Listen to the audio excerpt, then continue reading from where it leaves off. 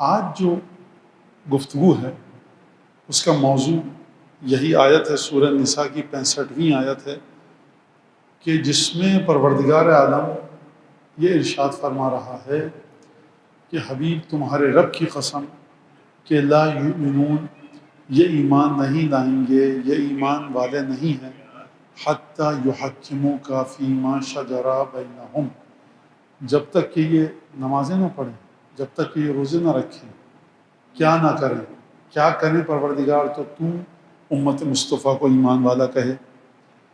آپ 10,000 چیزیں گنتے جائیے، خدا کہہ رہا ہے نبی کے فیصلوں کو مانو،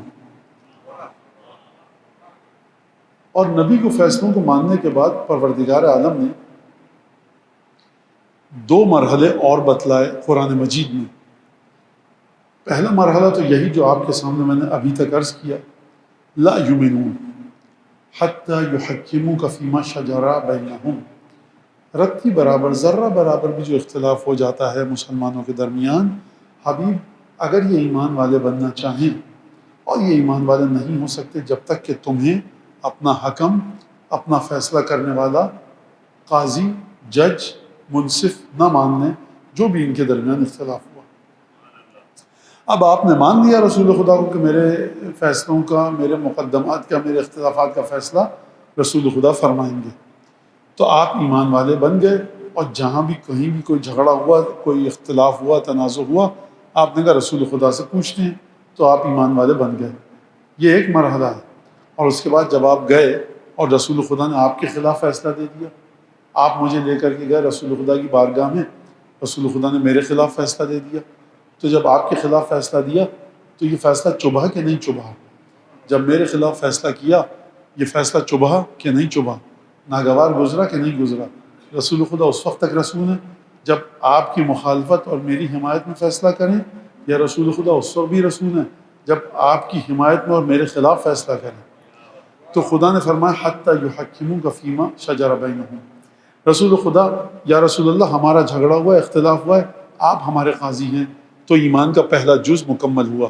رسول خدا نے فیصلہ سنا دیا، اب کیا بات ختم نہیں ہوئی ہے، ایک اور جز بھی باقی ہے، وہ یہ ہے ثم لا یجدوا فی انفسہم حرجا مما قضیت، حبیب جب تم ان کو فیصلے اپنے سنا دو تو جب ان کی حمایت میں فیصلہ ہوگا تو ظاہر سی بات ہے کہ کسی کو کوئی اعتراض نہیں ہوگا، لیکن حبیب جب تم ان کے خلاف فیصلہ سناؤ گے، 2 لوگوں میں اختلاف ہوا، رسول خدا نے بائیں ہاتھ والے کے حق میں فیصلہ دے دیا، تو یہاں جو کھڑا ہوا ہے شخص مسلمان، وہ اپنے دل میں ایک تکلیف، ناگواری کا احساس لائے گا۔ خدا نے کہا دیکھو جب اختلاف ہو تو رسول کے پاس جانا، اور جب فیصلہ سنا دے تو خبردار اپنے دل میں حرج اور ناگواری کا اثر مت آنے دینا۔ پیر پٹکتے ہوئے جانے کی بات نہیں ہو رہی، پیشانی پہ بل آنے کی بات نہیں ہو رہی، یہ کیا کر دیا یا رسول اللہ آپ نے، اس کی بات نہیں ہو رہی۔ یہ اگر اظہار کر دیا تو بالکل ہی منافق اور کافر ہو گئے، تمہارے دل میں بھی کوئی ناگواری کا تصور نہ آئے۔ اچھا یہ پروردگار ناگواری کا تصور نہیں آیا، خوشی خوشی چلے گا؟ کہا کہ نہیں، یسلموا تسلیما، سر تسلیم، ہنسی خوشی، پوری رضا اور رغبت کے ساتھ اپنی روح کو، اپنے سر کو، اپنے وجود کو، اپنے جسم کو، اپنے خیال کو، افکار کو رسول کی بارگاہ میں جھکا دو۔ تو قرآن مجید نے یہ ایک فیصلہ سنا دیا، لہٰذا اب آپ کو اگر اسلام ڈھونڈنا ہے تو آپ جا کر اسلام کے ابتدائی حصے میں لمبی لمبی نمازوں کو مت دیکھیے، پہلے دیکھیے کہ رسول کے جتنے فیصلوں پر جو جو شخص سر تسلیم خم تھا وہ ایمان کے مرحلے پر ہے، اور کون سے ایمان کے مرحلے پر ہے یہ بھی سمجھ لیجیے ذرا آپ۔ مجھ میں کتنا ایمان ہے آپ نہیں دیکھ سکتے، آپ میں کتنا ہے میں نہیں دیکھ سکتا، کون دیکھ سکتا ہے؟ صرف ہمارا اور آپ کا 12واں آقا، ہمارا اور آپ کا 12واں مولا، اور جو بقیہ ہمارے 13 معصومین ہیں۔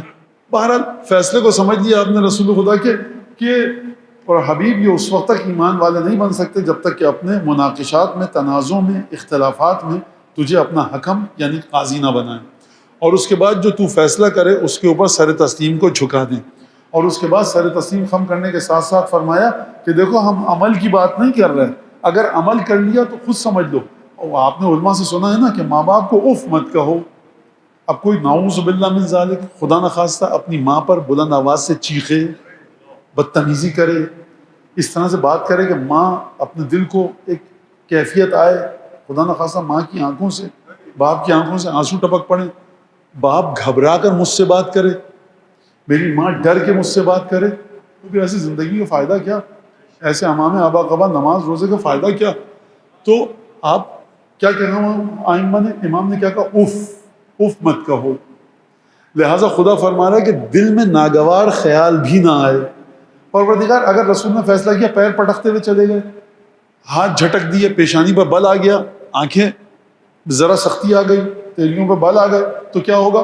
خدا یہ کہے گا نا، ہم کہہ رہے ہیں دل میں برا خیال نہ آئے، تم عمل کے اظہار کی بات کر رہے ہو۔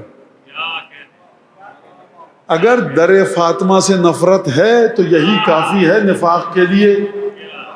آپ بات کر رہے ہیں بے ادبی کے ساتھ کھٹکھٹانے کی، آپ بات کر رہے ہیں کوئی اور جسارت کرنے کی، تو چھوٹی ترین جو بات تھی خدا نے ذکر کر دی، بڑی باتوں کو آپ خود سمجھ دیجئے۔ لہٰذا اب آپ کو اگر سمجھنا ہے کہ ایمان کے بلند ترین مرحلے پر کون ہے، تو جہاں جہاں رسول نے جو فیصلے کیے، جو آپ کو ان فیصلوں کے مد مقابل سر جھکایا ہوا نظر آئے، سمجھ دیجیے کہ وہ ایمان کے آخری مرحلے پر ہے۔ اب رسول نے کھلوا دیا دروازہ مسجد میں کسی کے گھر کا۔ اب جس کو اعتراض ہے، نماز تو سب نے پڑھی ہے، آپ کیسے پتہ چلائیں گے کہ یہ جو نمازی پیچھے رسول کے نماز پڑھ رہے ہیں، ان میں سے کس کی نماز بلند ہے؟ میں کہوں گا جس کا ایمان سب سے زیادہ اس کی نماز بلند ہے۔ تو آپ پوچھیں گے مولانا کس کی نماز سب سے بلند ہے، کس کا ایمان سب سے بلند ہے؟